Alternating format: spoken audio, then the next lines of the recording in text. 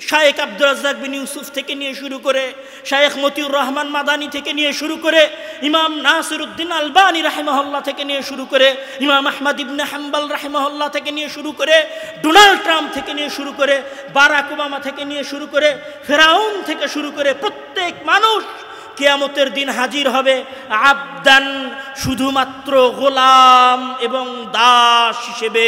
কারো আলাদা কোনো পরিচয় থাকবে না। সেই দিন কারো নামের আগে প্রধান উপদেষ্টা থাকবে না, সেই দিন কারো নামের আগে শায়েখ থাকবে না, সেই দিন কারো নামের শেষে আব্দুর রহমান বিন আব্দুর রাজ্জাক থাকবে না। সেই দিন সকলের পরিচয় হবে দাস। লাকাদ আহসাহুম ওয়া আদ্দাহুম আদ্দা, আর আমি তাদের সকলকে একটা একটা করে গুনব। ওয়া কুল্লুহুম আতিহি ইয়াউমাল কিয়ামাতি ফারদা, আর কিয়ামতের দিন সকল মানুষ একা একা আসবে। কেউ বলবে না যে এটা আমার আওয়ামী লীগের ভাই, কেউ বলবে না এটা আমার ছাত্র দলের ভাই, কেউ বলবে না এটা আমার শিবিরের ভাই, কেউ বলবে না এটা আমার আহলে হাদিস যুব সংঘের ভাই, কেউ বলবে না এটা জমিয়তে আহলে হাদিসের ভাই। সবাই সেই দিন মহান আল্লাহ তাআলার কাছে আসবে গোলাম হয়ে এবং দাস হয়ে। রাসূল সাল্লাল্লাহু আলাইহি ওয়াসাল্লাম বলছেন, ইয়াহশুরুন নাসু ইয়াউমাল কিয়ামাতি হুফাতান উরাতান গরলা। এত নিকৃষ্ট দাস হবে, এত ছোট দাস হবে, এত হীনমন্য দাস হবে যে সেই দিন আব্দুর রহমানের গায়েও কোনো পোশাক থাকবে না, একদম উলঙ্গ। হুফাতান উরাতান, আজকে পায়ে মোজা আছে, সেই দিন পায়ে মোজা থাকবে না। আজকে জুতা আছে, সেই দিন জুতা থাকবে না। খালি পায়ে, খালি শরীরে, উলঙ্গ অবস্থায় মহান আল্লাহ তাআলার সামনে মানুষ উপস্থিত হবে। এই রকম একটা ভয়ঙ্কর অবস্থা চলবে। মানুষ বুঝতে পারবে যে আজকে আমার বিচারের দিন। কিভাবে বুঝতে পারবে? মানুষ দেখবে যে তার ভাই, ইয়াউমা ইয়াফিরুল মারউ মিন আখিহি ওয়া উম্মিহি ওয়া আবিহি, মানুষ দেখবে যে তার ভাই তাকে ছেড়ে পালিয়ে যাচ্ছে, তার বোন তাকে ছেড়ে পালিয়ে যাচ্ছে, তার মা তাকে দেখে পালিয়ে যাচ্ছে, তার বাবা তাকে দেখে পালিয়ে যাচ্ছে। এই রকম একটা পরিবেশ দেখার পরে মানুষ বুঝতে পারবে কবরের ভেতর থেকে উঠার পরে যে আমি তো আজকে কিয়ামতের দিন উপস্থিত হয়েছি। সেই দিন মানুষ দেখবে যে তার সূর্যটা ধ্বংস করার পরে মহান আল্লাহ তাআলা তাকে আবার সৃষ্টি করেছেন। সূর্যটা মাত্র 1 মিল দূরত্বে আছে, আর ওই সূর্যের তাপে শরীর থেকে ঘাম বেয়ে যত দূর পাপ তত দূর পর্যন্ত শরীরের ঘাম। যদি পাপ হয় টাকনু পর্যন্ত, তাহলে টাকনু পর্যন্ত ঘামে ডুবে থাকবে। যদি পাপ হয় হাঁটু পর্যন্ত, তাহলে হাঁটু পর্যন্ত ঘামের মধ্যে ডুবে থাকবে। মানুষ বুঝতে পারছে, মানুষ বুঝতে পারছে এইবার যে আমি যে একটা মেয়ের সাথে ফোনে কথা বলেছিলাম ওইটার হিসাবও আজকে হবে। মানুষ বুঝতে পারবে যে আমি নেতা হয়ে যে 1 টাকা আত্মসাৎ করেছিলাম সেই 1 টাকার হিসাবও আজকে হবে। মানুষ বুঝতে পারবে যে আমার যত পাওয়ার ছিল, যত লকব ছিল, যত ক্ষমতা ছিল সব আজকে শেষ হয়ে গেছে। আজকে আমার পরিচয় শুধুমাত্র একজন দাস আল্লাহ তাআলার, যে তার সামনে এসেছে গোলাম হয়ে, যে তার সামনে এসেছে দাস হয়ে, উলঙ্গ অবস্থায়।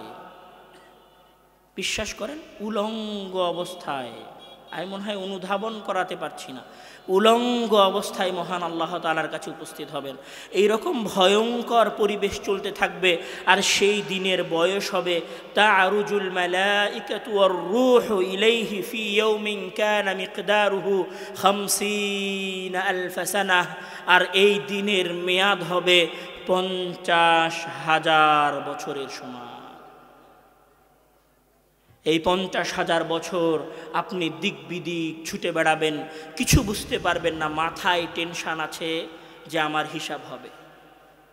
উলঙ্গ অবস্থায় আছেন, আপনার ভাই, আপনার বোন, আপনার দল, আপনার নেতা, আপনার চাচা, আপনার চাচি, আপনার বাপ, আপনার বোন, আপনার খালা, আপনার খালু, আপনার মামা, আপনার মামি, আপনি সবাইকে চিনতে পারবেন, কিন্তু কেউ সেই দিন আপনার পাশে দাঁড়াবে না। আপনি যখন এই রকম পরিবেশ দেখবেন তখন দুশ্চিন্তা অনেক বেশি হয়ে গেছে।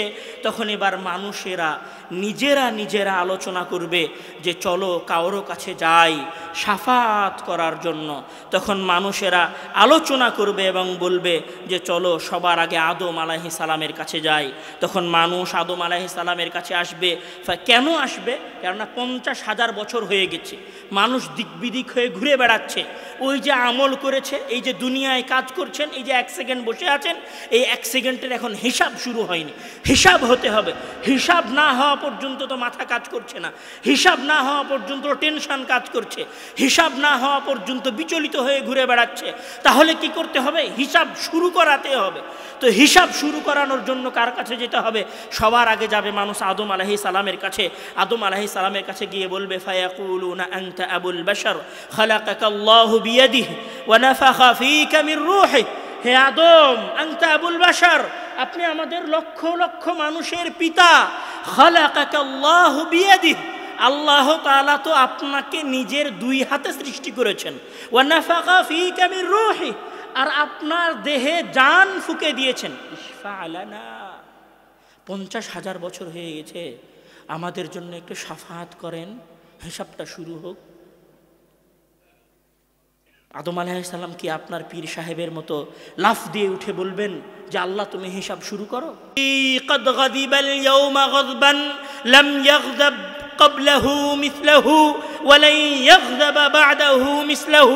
হে মানুষেরা তোমরা শোনো, হাসরের ময়দানের মানুষেরা তোমরা শোনো, আমি আদম, আমি আবুল বাশার, আল্লাহ তাআলা আমাকে সবার আগে সৃষ্টি করেছে, তার নিজের 2 হাত দিয়ে সৃষ্টি করেছে। কিন্তু ইন্না রব্বি, আমার প্রতিপালক, কদ গাদিবাল ইয়াউমা, আমার উপর রাগান্বিত হয়েছেন। লাম ইয়াগযাব ক্বাবলাহু মিসলাহু, ইতিপূর্বে তিনি কোনোদিন এত রাগান্বিত হননি। ওয়ালাই ইয়াগযাবা বাদাহু মিসলাহু, আর আজকের দিনের পরে তিনি কোনোদিন এত রাগান্বিত হবেন না। আমি আমার প্রতিপালকের রাগের ভয়ে আছি। নফসি নফসি নফসি, আমি আমার নিজেকে নিয়ে চিন্তিত আছি। কে বলবে? আদম আলাইহিস সালাম বলবে। তখন আদম আলাইহিস সালাম কি বলবে? যাও তোমরা প্রথম নবীর কাছে যাও। তখন মানুষেরা নূহ আলাইহিস সালামের কাছে আসবে এবং বলবে ইয়া নূহ আনতা আউয়ালুর রাসূল ইলা আহলিল আরদ ওয়া ক্বাদ সাম্মাকা আল্লাহু আবদান শাকুরা। হে নূহ, তোমাকে আল্লাহ তাআলা আবদান শাকুরা বলেছে, তোমাকে সর্বপ্রথম রাসূল হিসেবে প্রেরণ করেছে। ইশফা আলানা, আমাদের জন্য শাফাত করেন। তখন নূহ আলাইহিস সালাম একই কথা বলবেন, আমার প্রতিপালক আজকে আমার উপর রাগান্বিত হয়েছেন, এমন রাগান্বিত তিনি ইতিপূর্বে হননি।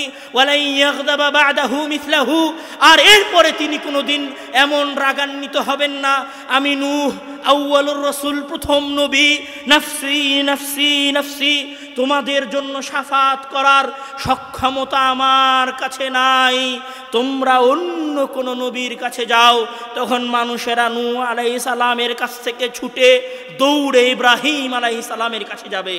ইব্রাহিম আলাইহিস সালামের কাছে গিয়ে বলবে, আপনি খলিলুল্লাহ, আপনি আল্লাহর বন্ধু, ইশফা আলানা, আমাদের জন্য শাফাত করেন যেন আমাদের হিসাব শুরু হয়।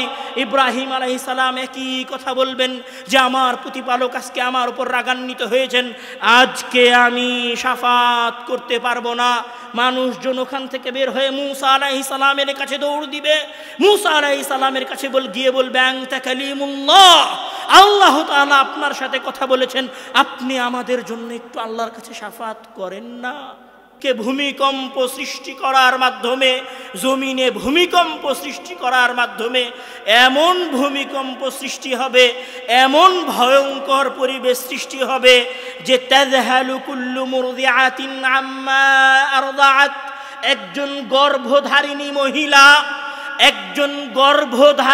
মহিলা তার 9-10 মাস 10 দিন পেটে ধারণ করা যত্নের, ভালোবাসার, প্রাণের প্রিয় সন্তানকে জন্ম দিয়ে দিবে। তাজহাল, এমন ভাবে জন্ম দিয়ে দিবে যে সে নিজেও বুঝতে পারবে না তার সন্তান জন্মগ্রহণ করে ফেলেছে। তাহলে পরিবেশ কতটা ভয়ঙ্কর হবে, পরিবেশ কতটা ভয়ানক হবে, পরিবেশ কতটা ভয়ঙ্কর হবে যে একজন মানুষ তার সন্তানকে জন্ম দিয়ে দিবে, একজন মহিলা তার সন্তানকে জন্ম দিয়ে দিবে, কিন্তু সেই মহিলা বুঝতে পারবে না যে সে তার সন্তানকে জন্ম দিয়েছে। সেই দিন এত ভয়ঙ্কর হবে যে মহান আল্লাহ তাআলা এই যে সূর্য সৃষ্টি করেছেন, এই যে চন্দ্র সৃষ্টি করেছেন, এই যে আসমান সৃষ্টি করেছেন, পাহাড় সৃষ্টি করেছেন, এই সকল কিছুকে মহান আল্লাহ তাআলা শুধুমাত্র সৃষ্টি করে রেখেছেন কিয়ামতের ভয়ঙ্কর পরিবেশ দেখানোর জন্য। কিভাবে? মহান আল্লাহ তাআলা বলছেন ইদাস সামাউ শাক্কাত, এটি হচ্ছে এমন একটা দিন যেই দিন তোমাদের মাথার উপরের এই আসমান, যেই আসমানে তোমরা রকেট নিয়েও যেতে পারো না, যেই আসমানে তোমরা হাইপারসনিক বিমান নিয়েও যেতে পারো না, যেই আসমানে তোমরা তোমাদের সবচেয়ে দ্রুত গতির রকেট নিয়েও যেতে পারো না, ইদাং শাক্কাত, যেই দিন ওই দিন আসবে সেই দিন আমি এই আসমানকে দ্বিখণ্ডিত করে দিব। ওয়াইদাশ শামসু কুব্বিরাত, যেই সূর্যের তাপের কাছে তোমরা গলে একত্রিত হয়ে যাচ্ছ, যেই সূর্যের তাপের কাছে টিকতে পারবে এইরকম কোন যন্ত্র তোমরা তৈরি করতে পারোনি। ইদাশ শামসু কুব্বিরাত, আমি সেই দিন ওই সূর্যকে আলোহীন করে মুড়ে দিব। ওয়া ইদাল কাওয়াকিবু তাসারাত, আর আমি তোমরা যে তারকা দেখছো, যে চন্দ্র দেখছো, যে আরো গ্রহ নক্ষত্র দেখছো, এই গ্রহ নক্ষত্রগুলোকে আমি ছিন্ন বিচ্ছিন্ন করে দিব। আর ওই যে তোমরা হিমালয় পর্বত দেখছো, ইয়াসআলুনাকা আনিল জিবাল, তারা তোমাদেরকে হিমালয় পর্বত সম্পর্কে জিজ্ঞাসা করে, আপনি বলে দিন ফাকুল ইয়ানসিফুহা রাব্বি নাসফা। আর ওই দিন এত ভয়ঙ্কর হবে যে আল্লাহ ওই দিনের ভয়ঙ্কর দৃশ্য বোঝানোর জন্য আসমানকে চূর্ণ বিচূর্ণ করে দিবেন, সূর্যকে আলোহীন করে দিবেন, চন্দ্র তারকা গ্রহরাজিকে ছিন্ন বিচ্ছিন্ন করে দিবেন। ইয়ানসিফুহা রাব্বি নাসফা, এবং পাহাড়গুলোকে আরেকটা পাহাড়ের সাথে এত জোরে ধাক্কা দিবেন, ফায়াদারুহা কাআন সাফসাফা ওয়া তাকুনুল জিবালু কালঈহনিল মানফুশ, আর পাহাড়গুলো ধুলিত পশমের নাই উড়তে থাকবে। লা তারা ফিহা ইওয়াজান ওয়ালা আমতা, এমন ভাবে পাহাড়গুলোকে বাড়ি দিয়ে ধুলায় ধূসরিত করে সমান করে দিবে যে তোমরা কেউ এই জমিনের কোথাও উঁচু নিচু কোনো কিছু দেখতে পাবে না। আসমান চৌচির্ণ হয়ে যাবে, সূর্য আলোহীন হয়ে যাবে, তারকাগুলো ছিন্ন বিচ্ছিন্ন হয়ে যাবে, পাহাড়গুলো ধুলায় ধূসরিত হয়ে মাটিতে মিলিয়ে যাবে। যখন এই রকম পরিবেশ চলবে তখন আমরা কি করব?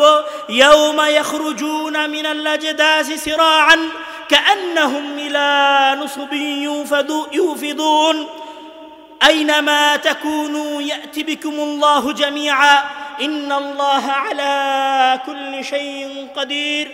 এই রকম ভয়ঙ্কর একদিনে, এই রকম ভয়ঙ্কর এক পরিবেশের মধ্যে মহান আল্লাহ তাআলা আপনার মরে যাওয়া দাদা, আপনার মরে যাওয়া নানি, আপনার মরে যাওয়া ভাই, আপনার মরে যাওয়া গ্রামের চেয়ারম্যান, আপনার গ্রামের মরে যাওয়া জালেম মেম্বার, আপনার অঞ্চলের মেয়র, আপনার অঞ্চলের এমপি, আপনার অঞ্চলের মন্ত্রী, সবাইকে ইয়াখরুজুনা মিনাল আজদাস, কবরের ভেতর থেকে বের করবেন। মহান আল্লাহ তাআলা বলছেন আইনামা তাকুনু ইয়াতি বিকুমুল্লাহু জামিআ, যে ব্যক্তি আটলান্টিক মহাসাগরে টাইটানিক জাহাজের ডুবে যাওয়ার সাথে ডুবে গেছে আমি তাকেও বের করে নিয়ে আসব। যে আগুনে পুড়ে ছাই হয়ে গেছে আমি তাকেও বের করে নিয়ে আসব। যাকে সন্ত্রাসীরা হত্যা করে পদ্মার চরে পায়ে শিকল বেঁধে ডুবিয়ে দিয়েছে আমি তাকেও বের করে নিয়ে আসব। যাকে হত্যা করার পরে কেমিক্যাল দিয়ে তার হাড় গলিয়ে ফেলা হয়েছে আমি তাকেও সেই দিন কিয়ামতের দিন ইয়াতি বিকুমুল্লাহু জামিআ, সেই দিন বের করে নিয়ে আসব। সেই দিন আমরা কিভাবে বের হব? মহান আল্লাহ তাআলা বলছেন ইন কুল্লু মান ফিস সামাওয়াতি ওয়াল আরদি ইল্লা আতির রহমানি আবদা লাকাদ আহসাহুম ওয়া আ'আদ্দাহুম আ'দ্দা ওয়া কুল্লুহুম ইয়াতি ইয়াওমাল কিয়ামাতি ফারদা।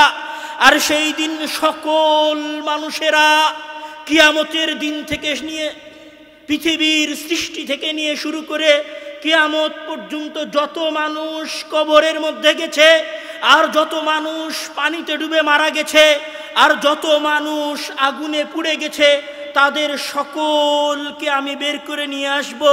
তারা মহান আল্লাহ তাআলার কাছে আসবে আবদান, দাস হয়ে, গোলাম হয়ে, চাকর হয়ে। আপনি বিশ্বাস করেন আর নাই করেন, ওই ভয়ঙ্কর দিনে আমি আব্দুর রহমান, আমার ওখানে লেখা আছে যে প্রধান অতিথি Abdur Razzak bin Yusuf, chairman Islamic research foundation, প্রতিষ্ঠাতা আল জামিয়া সালাফিয়া। আপনি বিশ্বাস করুন, আপনি বিশ্বাস করুন, ওই কিয়ামতের দিন